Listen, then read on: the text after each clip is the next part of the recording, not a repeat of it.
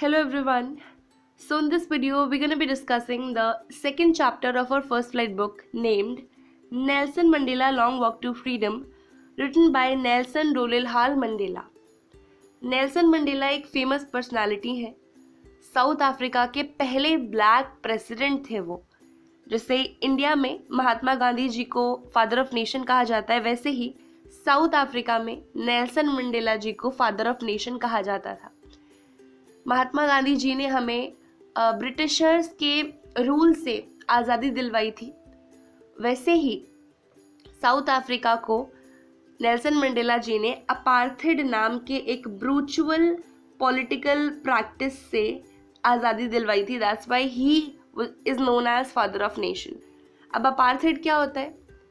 Apartheid एक ऐसा political system है जिसमें कि लोगों को उनके स्किन कलर के बेसिस पर डिस्क्रिमिनेट किया जाता है। जो वाइट कलर के स्किन वाले लोग हैं उनको कुछ ज़्यादा राइट थे as compared to the people who have black skin.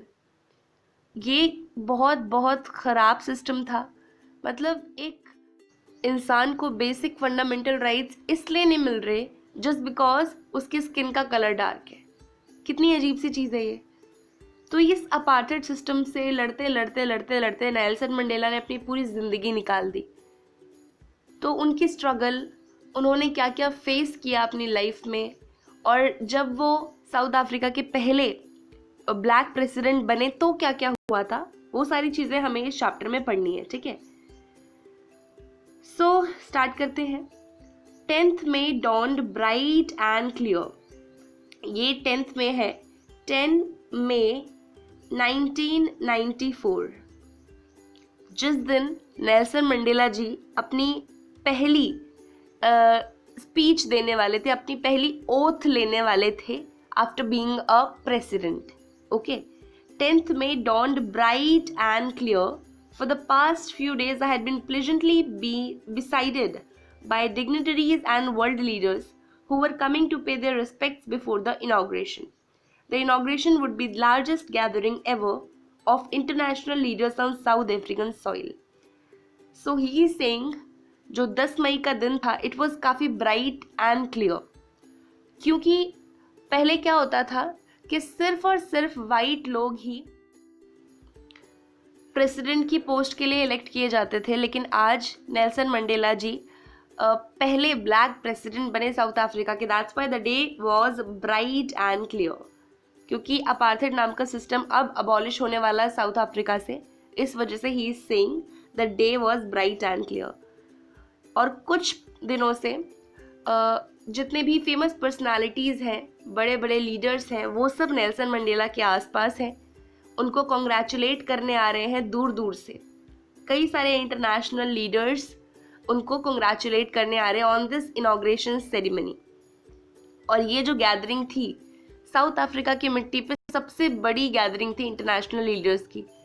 इससे पहले कभी भी इतने सारे इंटरनेशनल लीडर इकट्ठा साउथ अफ्रीका नहीं आए। अपार्थेड सिस्टम की वजह से कई सारी कंट्रीज़ ने भी अपने डिप्लोमेटिक रिलेशनशिप्स को साउथ अफ्रीका के साथ तोड़ लिया था। अब जब ये अपार्थेड सिस्टम अबॉलिश हो रहा है, तब वापस से कुछ कंट्रीज़ आ रही हैं कि वो अपने उन रिलेशनशिप्स को वापस स्टैब्लिश कर पाएँ। Okay, The ceremonies took place in lovely sandstone amphitheatre formed by Union Buildings in Pretoria. For decades, this had been the seat of white supremacy, and now it was the site of rainbow gathering of different colors and nations for installation of South Africa's first democratic non-racial government. So, the writer is saying here कि वो ceremony एक beautiful से amphi theatre में हो रही थी, which was made by union buildings in Pretoria. Amphi theatre मतलब होता है एक ऐसी बिल्डिंग जिसमें रूफ नहीं है, उसमें काफ़ी सारी सीट्स होती हैं, एक स्टेज होता है, बट कोई छत नहीं होती। सो प्रिटोरिया की यूनियन बिल्डिंग्स का ही एक वो ब्यूटीफुल सा एम्पी थिएटर था सैंडस्टोन का। सैंडस्टोन एक सेडिमेंट्री रॉक है which is of red, orange, yellow या फिर ब्राउन कलर। ओके, सैंडस्टोन के एम्पी थिएटर में वो इनॉग्रेशन सेरेमनी होने वाली थी। For decades this had been the seat of white supremacy.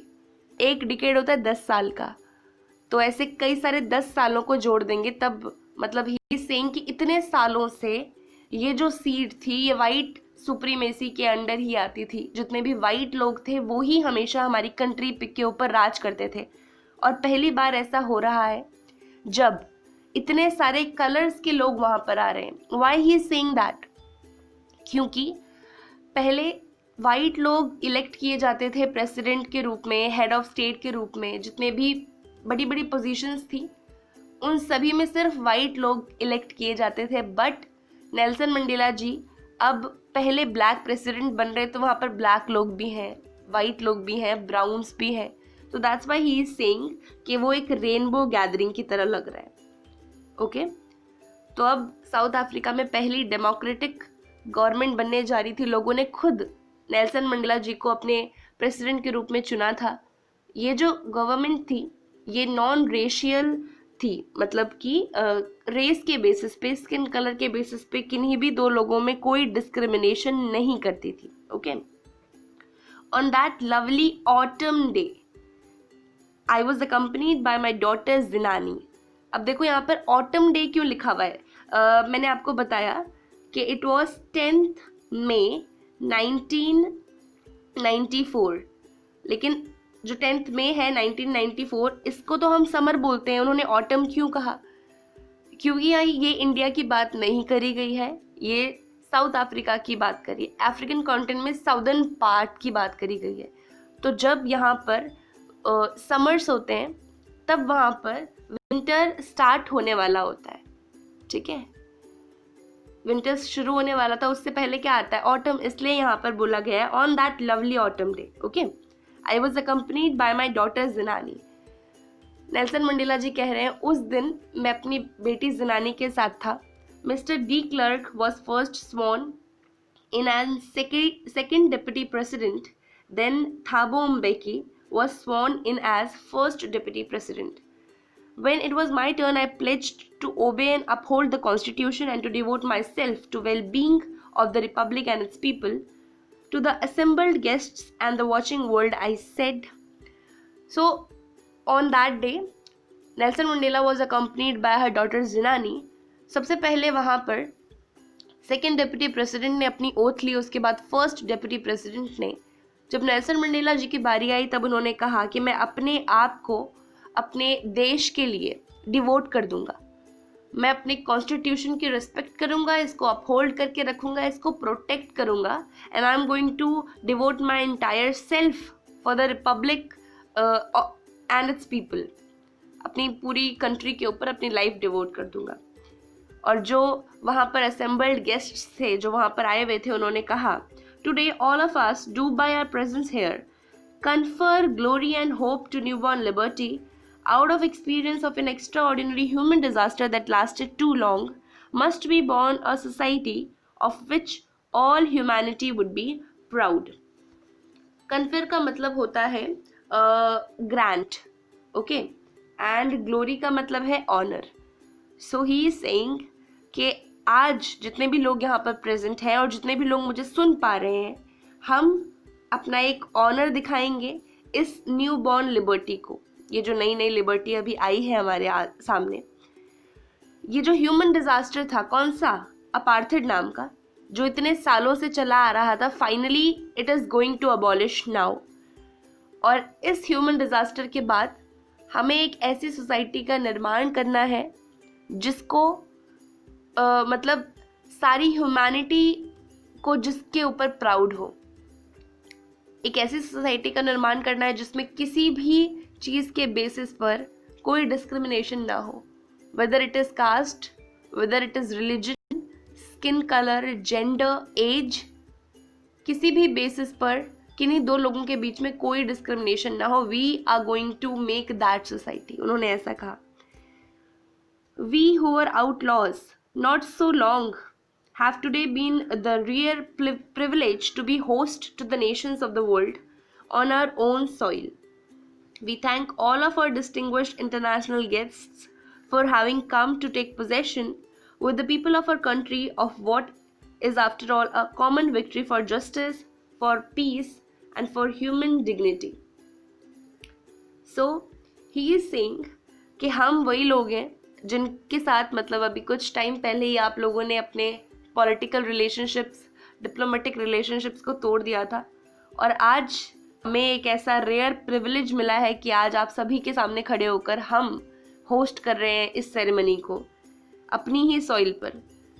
सो जितने भी इंटरनेशनल गेस्ट्स यहाँ पर आए हैं उन्होंने उन सभी को शुक्रिया अदा किया और ये कहा कि आपका बहुत बहुत शुक्रिया कि आप हमारी कंट्री में ये जो नया गवर्नमेंट इस्टेब्लिश हुआ है, जो रेस के बेसिस पर या एज या कलर या किसी चीज़ के बेसिस पर किसी भी लोगों के बीच में डिस्क्रिमिनेशन नहीं करेगा, इसके इस्टेब्लिश होने पर आप यहाँ पर आए हैं।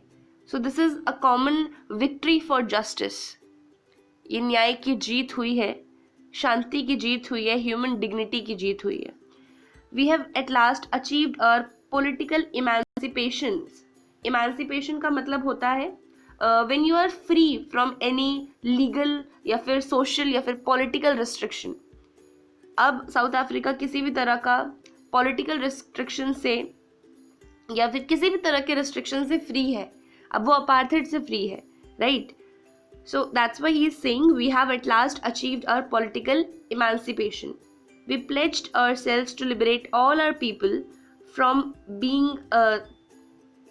from the continuing bondage of poverty, deprivation, suffering, gender and other discrimination. Never, never and never again shall it be that this beautiful land will again experience the oppression of one by another. अब finally political freedom आ चुकी है South Africa में, है ना? Now he is pledging के we are going to liberate all our people from the poverty, deprivation, suffering, gender and any type of discrimination. इन सभी चीज़ों से मैं अपने कंट्री के लोगों को निकालूंगा बाहर, और कभी कभी लाइफ में कभी ऐसा नहीं होगा कि एक कम्युनिटी का इंसान दूसरी कम्युनिटी के लोगों को ऑप्रेस करेगा, उनको दबाने की कोशिश करेगा, उनको अपने से नीचे रखने की कोशिश करेगा। किसी भी टाइप का डिस्क्रिमिनेशन अब साउथ अफ्रीका में नहीं होगा। The sun shall never set on so glorious a human achievement. Let freedom reign. God bless Africa. Reign का मतलब होता है रूल। तो उन्होंने अपना स्पीच खत्म करते हुए कहा कि सन इतना ग्लोरियस कभी भी नहीं शाइन करेगा। आज सन इतना शाइन क्यों कर रहा है? क्योंकि फाइनली ह्यूमन डिग्निटी की जीत हुई है, शांति की जीत हुई है। Let freedom reign. God bless Africa. अब फ्रीडम को राज करने दो। Let freedom rule over. God bless Africa.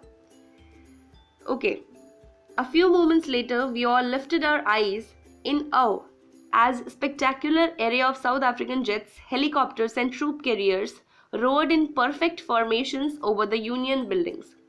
It was not only a display of pinpoint precision and military force, but a demonstration of military's loyalty to democracy, to a new government, and that had been freely and fairly elected.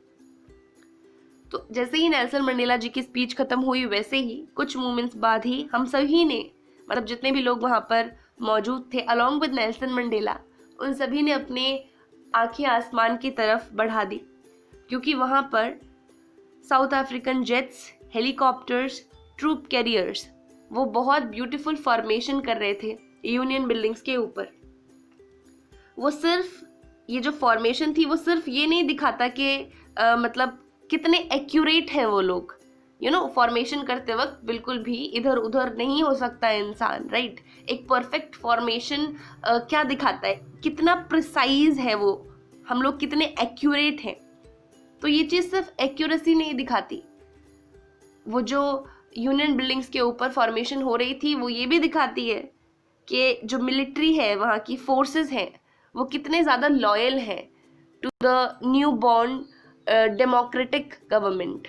जो नई नई government बनी है उसके प्रति कितने loyal हैं military के लोग। Okay, only moments before the highest generals of South Africa, defense force and police, their chests bedecked with ribbons and medals, from day goes by saluted me and pledged their loyalty. I was not unmindful of the fact that not so many years before they would have not saluted but arrested me. So he is saying कि जितने भी journals थे South Africa के, defence force के, police थे, उन सभी को मेडल्स दिए गए, रिबन्स पहनाए गए और उन सभी लोगों ने मुझे सैल्यूट किया। सो ही सेइंग कि कुछ समय पहले, मतलब मैं इस चीज़ को भूला नहीं हूँ कि कुछ समय पहले इन्होंने मुझे सैल्यूट नहीं किया था, मुझे अरेस्ट कर लिया था, लेकिन आज वो लोग मुझे सैल्यूट कर रहे हैं। तो कितनी बड़ी बात है ये। नेल्सन मंडेला जी ने अपनी लाइफ के 27 ईयर्स जेल में काटे हैं just because of this apartheid system. उन्हें अपार्थाइड सिस्टम खत्म करना था साउथ अफ्रीका से, और पुलिस ने उन्हें अरेस्ट कर लिया, जेल में डाल दिया, क्योंकि वो प्रोटेस्ट कर रहे थे कि अपार्थाइड को खत्म करो। ठीक है, तो मतलब उन्होंने काफ़ी कुछ फेस किया अपनी लाइफ में। ही इज सेइंग कि मैं भूला नहीं उस चीज़ को कि अभी कुछ दिन पहले ही इन्होंने मुझे सैल्यूट करने के बजाय सीधा जेल में डाल दिया था, लेकिन कोई बात नहीं, अब फाइनली तो हमें आज़ादी मिल गई अपार्थाइड सिस्टम से। Finally a chevron of Impala jets left a smoke trail of black, red, green, blue and gold of the new South African flag. तो एक शर्वन ऑफ इम्पाला नाम का एक जेट था जिसने ब्लैक, रेड, ग्रीन, ब्लू और gold colour का धुआं अपने जेट से छोड़ा, क्योंकि ये यही कलर्स थे साउथ अफ्रीका के फ्लैग के। Okay, the day was symbolised for me by the playing of our 2 national anthems and the vision of whites singing Nkosaki Sikelel I Africa and blacks singing Thy Stem, the old anthem of the Republic। और उस दिन 2 national anthems बजे, whites लोगों के लिए Nkosi Sikelel' Africa and black लोगों के लिए Die Stem. Although the day neither group knew lyrics of the anthem they once despised, they would soon know the words by heart। पहले ही दिन, जिस दिन मतलब ऑन द डे ऑफ 10 मई 1994, उस दिन किसी को भी उस नेशनल एंथम के लिरिक्स नहीं आते थे, ऑब्वियसली जो नया नया बना है, लेकिन ही इज सेइंग कि कुछ समय बाद वो सभी लोग उन लिरिक्स को अपने दिल से फॉलो करने लग जाएंगे, उसको अपने दिल से अच्छा मानने लग जाएंगे। On the day of the inauguration I was overwhelmed with the sense of history. In the first decade of 20th century, a few years after the bitter Anglo-Boer War, and before my own birth, the white-skinned people of South Africa patched up their differences and erected a system of racial domination against the dark-skinned people of their own land। He is saying कि मैं अभी बहुत ज़्यादा खुश हूँ, I am very overwhelmed, क्योंकि 20th century के पहले दशक में, पहले डिकेड में, और मेरे जन्म से काफ़ी पहले वाइट लोगों ने इस रेशियल डिस्क्रिमिनेशन को स्टार्ट किया था। वाइट लोग आपस में मिल गए और उन्होंने ब्लैक्स को दबाना शुरू कर दिया, उनको डिस्क्रिमिनेट करना शुरू कर दिया। The structure they created formed the basis of the harshest, most inhuman societies the world has ever known। Now in the last decade of the 20th century and my own 8th decade as a man, the system had been overturned forever and replaced by one that recognized the rights, freedoms of all the peoples regardless of the skin of their color of their skin। So जब 20th century की starting हुई थी तभी से apartheid system चले आ रहा है। अब 20th century का लास्ट डिकेड है और नेल्सन मंडेला जी का भी 10वां डिकेड है एज अ मैन, मतलब करीबन 80 साल बाद उनकी लाइफ में यह अपार्थाइड सिस्टम अबॉलिश होने वाला है। अब फाइनली एक ऐसा सिस्टम आ गया है साउथ अफ्रीका में जो हर इंसान को सेम राइट देगा। उसके स्किन कलर के बेसिस पर कोई भी इंसान अपने पॉलिटिकल बेसिक फंडामेंटल राइट से डिप्राइव नहीं होगा। ऐसा नहीं है कि कोई डार्क है तो उसको कम राइट्स मिलेंगे, जो कोई फेयर है तो उसको ज़्यादा राइट्स मिलेंगे, ऐसा नहीं होगा। अब that day had come about through the unimaginable sacrifices of thousands of my people whose suffering and courage can never be counted or repaid। I felt that day, as I have on so many other days, that I was simply the sum of all those African patriots who had gone before me। That long and noble line ended and now began again with me। I was pained that I was not able to thank them and that they were not able to see what their sacrifices had wrought। So Nelson Mandela is saying कि apartheid system जो abolish हो गया सिर्फ मेरी वजह से नहीं हुआ, कई हज़ारों लोगों ने अपनी लाइफ को सैक्रिफाइस किया, बहुत सारी चीज़ें देखी अपनी लाइफ में, बहुत सारी सफरिंग उठाई, बहुत करेज दिखाया, तब जाके ये अपार्थाइड सिस्टम अबॉलिश हो पाया है साउथ अफ्रीका से। मैं अकेला नहीं हूँ जिसकी वजह से ये अपार्थाइड सिस्टम ख़त्म हुआ।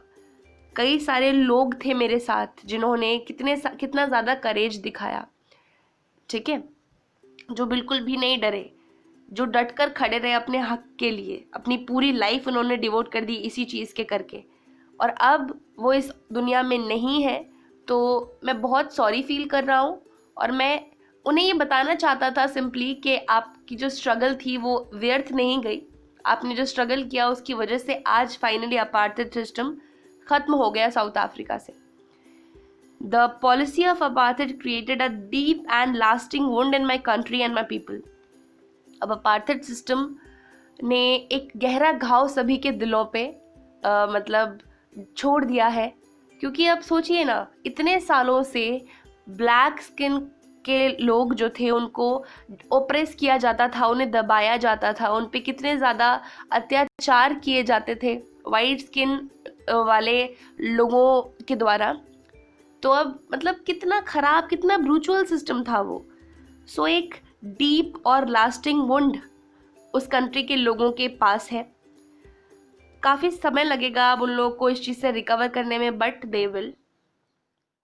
All of us will spend many years, if not generations, recovering from that profound hurt. But the decades of oppression and brutality had another unintended effect, and that was that it produced Oliver Tambo's, Walter Sisler's, the Chief Luthulius, the Yusuf Dadoo's, the Bran Fisher, and the Robert Subukovs of our times. Men of extraordinary courage, wisdom, generosity, that their like may never be known again. इतने सालों के operation के बाद मतलब इतना ज़्यादा ख़राब इन लोगों के साथ बिहेव किया गया, उसके बाद कुछ ऐसे लोग जन्म लिए जो इतने ज़्यादा करेजियस थे, इतने ज़्यादा जेनरस थे कि क्या बताया जाए। Oliver Tambo, Walter Sisulu, Chief Luthulis, Yusuf Dadoos, Bram Fischers, Robert Sobukwe, ये उस टाइम के कुछ इतने ज़्यादा करेजियस लोग थे जिन्होंने नेल्सन मंडेला जी का काफ़ी साथ दिया अपार्थाइड सिस्टम के खिलाफ लड़ने के लिए। Perhaps it requires such depths of oppression to create such heights of character. ये बहुत beautiful line लिखी हुई है यहाँ पर। Perhaps it requires such depths of oppression to create such heights of character. इतना ज़्यादा ऑपरेशन, मतलब इतना ज़्यादा अच्छा कैरेक्टर अगर किसी का है, इतना बोल्ड और स्ट्रॉन्ग कोई बंदा है, तो काफ़ी सालों का ऑपरेशन उसके ऊपर लगा होगा, है ना। कई सालों तक उसने स्ट्रगल करी होगी उस चीज़ को लेकर, तब जाकर आज वो इतना उसने ये मुकाम हासिल करा है कि वो अब किसी चीज़ से डरता नहीं, उसे किसी चीज़ को खोने का डर नहीं है। My country is rich in minerals and gems that lie beneath its soil, but I have always known that its greatest wealth is its people, finer and truer than the purest diamonds. Nelson Mandela is saying मेरी country minerals में पूरी rich है, बहुत सारे minerals हैं मेरी country में, but इस कंट्री के जो सबसे अच्छे मिनरल हैं वो उसके पीपल हैं, उसके लोग हैं। मैं ऐसा मानता हूँ कि कोई भी मिनरल, कोई भी जो मटेरियलिस्टिक चीज़ है, उससे कहीं ज़्यादा अच्छे मेरी कंट्री के लोग हैं। They are finer and truer than the purest diamonds. It is from these comrades in the struggle that I have learned the meaning of courage. Time and again, I have seen men and women risk and give their lives for an idea. I have seen men stand up to attack and torture without breaking, showing a strength and resilience that defies the imagination. I learned that courage was not the absence of fear, but the triumph over it. The brave man is not he who does not feel afraid, but he who conquers that fear. So he is saying कि ये वही comrades हैं जिनसे मैंने लड़ना सीखा, जिनसे मैंने करेज का असली मतलब सीखा। मैंने लोगों को देखा है जो अपनी पूरी लाइफ डिवोट कर रहे, अपनी ज़िंदगी को खतरे में डाल रहे सिर्फ इस अपार्थाइड सिस्टम को हटाने के लिए। मैंने देखा कि कई लोगों के ऊपर अटैक्स हो रहे हैं, उनके ऊपर इतने टॉर्चर हो रहे हैं, but still they are not breaking. इतना ज़्यादा स्ट्रेंथ है उनके अंदर, इतना ज़्यादा स्टेबल है वो माइंड से। उन्होंने एक और चीज़ सीखी कि करेज का मतलब ये नहीं होता when you are not afraid of anything, जब आपको किसी चीज़ का डर नहीं लग रहा, दैट इज़ करेज नहीं। करेज मतलब जब आपने डर के ऊपर अपनी जीत बना ली है, आप डर से भी नहीं डर रहे हो। समझ रहे हैं इस चीज़ को? ऐसा नहीं है कि आपको डर ही नहीं लग रहा तो आप ब्रेव हो।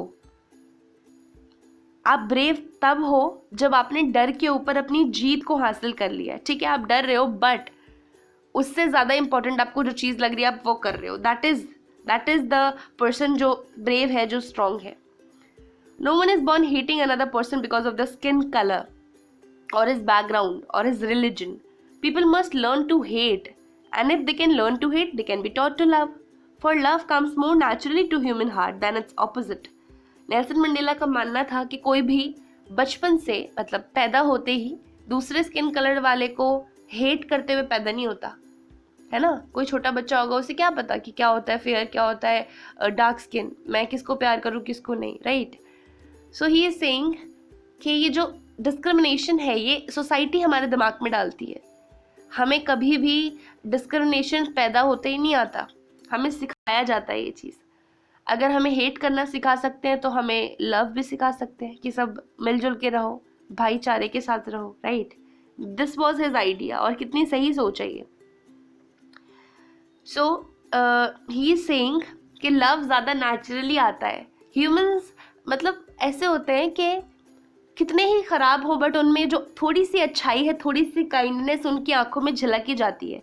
ऐसा ही एक इंसिडेंट नेल्सन मंडेला जी के भी साथ हुआ था। Even in the grimmest time in prisons, when my comrades and I were pushed to our limits, I would see the glimmer of humanity in one of guards, perhaps just for a second, but it was enough to reassure me and keep me going। He is saying, जब मैं और मेरे साथ के कुछ लोगों को jail में रखा गया था, हम पे बहुत ज़्यादा जुल्म किए जा रहे थे, मैंने ज़्यादा नहीं, थोड़ी सी ह्यूमैनिटी वहाँ के एक गार्ड की आंखों में देखी, and that was enough for keep me going. उस थोड़ी सी ह्यूमैनिटी को देखकर मुझे पता चल गया कि हर इंसान के पास ह्यूमैनिटी होती है, हर इंसान का हार्ट काइंड होता है। तो क्यों ना मैं इसी चीज़ के लिए लड़ते रहूँ। ये जो बेकार में डिस्क्रिमिनेशन हो रहा है मेरे कंट्री के लोगों के बीच में, इस चीज़ को क्यों ना मैं ख़त्म कर दूँ। Man's goodness is a flame that can be hidden but never extinguish. जो इंसान की अच्छाई है वो एक ऐसी लौ है, एक ऐसी ज्वाला है जो छुपाई जा सकती है लेकिन उससे कभी बुझाया नहीं जा सकता। जो ये गुडनेस है ना, ये इंसान में होती ही है, जो अच्छाई होती है इंसान में होती ही है, बस हेट सिखाया जाता है, सोसाइटी हमें सिखाती है। In life every man has twin obligations to his family, to his parents, to his wife and children। obligations मतलब कि मतलब ड्यूटीज है ना। तो इंसान के पास दो ड्यूटीज होती हैं, एक तो आपकी फैमिली की और दूसरी आपकी कंट्री के लोगों की। फैमिली में आपके पेरेंट्स, वाइफ, बच्चे सब आ जाते हैं, and second you have obligation to your people, your community, your country। in a civil and humane society each man is able to fulfill those obligations according to his own inclination and abilities। जो आम countries हैं उनमें जो लोग होते हैं वो इन दोनों ऑब्लिगेशंस को अपनी क्षमता के अकॉर्डिंग फुलफिल कर सकते हैं। But in a country like South Africa it was almost impossible for a man of my birth and color to fulfill both of these obligations। South Africa में जो भी इंसान पैदा हुआ है वो इन दो ऑब्लिगेशंस को अपनी मर्जी के हिसाब से फुलफिल नहीं कर सकता। अगर आप चाहो कि आप अपनी फैमिली को ऐसा कर दो, मतलब कुछ अच्छा करो उनके लिए, आप अपने अकॉर्डिंग कुछ नहीं कर सकते। If you want to serve for your country, आपको उठा के जेल में डाल दिया जाएगा, आप अपने मर्जी के हिसाब से कुछ भी नहीं कर सकते। और ये सिर्फ उन्हीं लोगों के लिए एप्लीकेबल है जो नेल्सन मंडेला जी के कलर के हैं। सिंपली मतलब जो डार्क कलर के लोग हैं, they are deprived of their basic rights। okay, in South Africa a man of my color who attempted to live as a human being was punished and isolated। अगर कोई इंसान अपनी मर्जी से जीना चाहता है, मेरे कलर का इंसान, तो उसे उठाकर सीधा जेल में डाल दिया जाएगा, उसे पनिश किया जाएगा, सबसे दूर कर दिया जाएगा. In South Africa, a man who tried to fulfill his duty to his people was inevitably ripped from his family and his home and was forced to live a life apart. A twilight existence of secrecy and rebellion. अगर कोई इंसान अपने आप को अपनी country के ऊपर devote करना चाहेगा, अपनी फैमिली को कोई सर्व करना चाहेगा, तो वो भी नहीं कर सकता. अगर ऐसा करना चाहोगे आप, तो आपको उठाकर कहीं और डाल दिया जाएगा, आपकी फैमिली से दूर, सबसे अलग, एकदम आइसोलेशन में. आपको किसी से मिलने नहीं दिया जाएगा, किसी के साथ नहीं रहने दिया जाएगा. ऐसा होता था साउथ अफ्रीका में. I did not in the beginning choose to place my people above my family, but in attempting to serve my people, I found that I was prevented from fulfilling my obligations as a son, a brother, father and a husband. He is saying कि मैंने कभी भी अपनी country को, जो मेरी एक obligation है कंट्री के प्रति, उसको कभी अभी अपनी फैमिली से ऊपर नहीं रखा. मैंने दोनों को ही बराबर इम्पोर्टेंस दी है. लेकिन मैंने ये चीज़ देखी कि अपनी कंट्री के लिए लड़ने में मैंने अपनी फैमिली के प्रति जो मेरी ड्यूटीज़ थी, मैं उन्हें पूरी नहीं कर पाया. जो मेरी as a son, as a brother, as a father, as a husband जो मेरी ड्यूटीज़ थी, उनको मैं पूरी कर नहीं पाया. I was not born with the hunger to be free. I was born free in every way that I could know. Free to run in the fields near my mother's hut, free to swim in clear stream that run through my village, free to roast millies under the stars and ride the broad backs of slow moving bulls. As long as I obeyed my father and abided by the customs of my tribe, I was not troubled by the laws of man or God. He is saying कि मैं हमेशा से ही ये free होने की भूख के साथ पैदा नहीं हुआ. मैं फ्री ही पैदा हुआ था. I was free. जब मैं छोटा था मैं फ्री था. I was free to run in the fields near my mother's hut. I was free to swim in the clear stream. I was free to roast mealies मतलब होता है भुट्टे, कॉर्न को भूंजने, मतलब आई वॉज फ्री. मैं open sky में रात को कॉर्न भून सकता हूँ. मैं फ्री हूँ, मैं कुछ भी कर सकता हूँ यार. बट अब जो मेरी फ्रीडम है उस पर एक तरह से कोई रूल ओवर करने आ गया. मैं अपनी मर्जी से बाहर नहीं जा सकता. मैं अपनी मर्जी से देर रात तक उठ के पढ़ नहीं सकता. मैं अपनी मर्जी से घूम नहीं सकता. जहाँ पर वाइट लोग जा सकते हैं वहाँ पर मैं जा नहीं सकता. It was only when I begin to learn that my boyhood freedom was an illusion. उन्हें ऐसा लगने लगा कि उनके जो बचपन का फ्रीडम था वो सिर्फ धोखा था. When I discovered as a young man that my freedom had already been taken from me, that I began to hunger for it. जब वो बड़े हुए तब उन्हें रियलाइज़ हुआ कि उनकी फ्रीडम ऑलरेडी उनके पास से छीनी जा चुकी है. तब उन्हें फ्रीडम की भूख होने लगी. At first as a student, I wanted freedom for myself only. The transitory freedoms of being able to stay out at night, read what I pleased and go wherever I choose. जब वो student थे तब उन्हें सिर्फ और सिर्फ अपनी freedom नज़र आती थी. ठीक है. ही वॉन्टेड कि जब भी मैं चाहूँ दिन में रात में कहीं पर भी बाहर घूम सकूँ, जो मेरे को अच्छा लगे मैं वो पढ़ सकूँ, जहाँ पर मैं जाना चाहूँ मैं जा सकूँ. ठीक है. Later as a young man in Johannesburg, I yearned for the basic and honorable freedoms of achieving my potential, of earning my keep, of marrying and having a family, the freedom not to be obstructed in a lawful life. फिर उसके बाद जब वो थोड़े बड़े हुए तब उन्हें किस चीज़ की फ्रीडम चाहिए थी? अपनी मर्जी से अपनी लाइफ को जीने की. जो भी मैं चाहूँ, जिस इंसान को मैं चाहूँ उससे शादी करने की, है ना, अपने हिसाब से अपनी फैमिली को चलाने की. अगर एक लॉफुल कंट्री होती उसमें इन सब चीज़ों से किसी इंसान को डिप्राइव्ड नहीं रखा जाता. लेकिन साउथ अफ्रीका जैसी कंट्री में ये बेसिक राइट्स भी नहीं है वहाँ के लोगों को. But then I slowly saw that not only was free, only I was not free, but my brothers and sisters were not free. He is saying कि जब मैं बड़ा हुआ तब मैंने देखा कि ऐसा नहीं है कि सिर्फ अकेले मुझे फ्रीडम नहीं है. जितने भी लोग मेरी स्किन कलर के हैं उन सभी को फ्रीडम नहीं है. I saw that it was not just my freedom that was curtailed, but the freedom of everyone who looked like I did, that is when I joined African national Congress. और इसी के बाद उन्होंने अफ्रीकन नेशनल कांग्रेस को join किया और ये चाहा कि अब अपार्थाइड सिस्टम खत्म हो जाए, ठीक है। And then that is when the hunger of my own freedom became the greater hunger for the freedom of my people. It was this desire of freedom of my people to live their life with dignity and self-respect that animated my life। तो अब जब उन्होंने African national Congress join कर लिए तब जाकर उन्होंने अपने कंट्री के लोगों की फ्रीडम के लिए लड़ना शुरू कर दिया, क्योंकि उन्हें दिख रहा है जो भी लोग मेरे स्किन कलर के हैं, मेरी ट्राइब से बिलोंग करते हैं, उनके पास फ्रीडम नहीं है। तो क्यों नहीं है यार, उन लोगों को उनकी फ्रीडम दिलाने के लिए अब वो अपनी लाइफ डिवोट कर दिए। और इसी चीज ने उनकी लाइफ को ट्रांसफॉर्म किया, एनिमेट किया। That transformed a frightened young man into a bold one. एक डरे डरे इंसान को इतना शक्तिशाली, इतना बोल्ड बनाया, जिसने 27 सालों तक जेल में अपनी जिंदगी को बिता दिया ताकि वो अपार्थाइड सिस्टम को साउथ अफ्रीका से खत्म कर पाए। That drove a law abiding attorney to become a criminal. That turned a family-loving husband into a man without a home।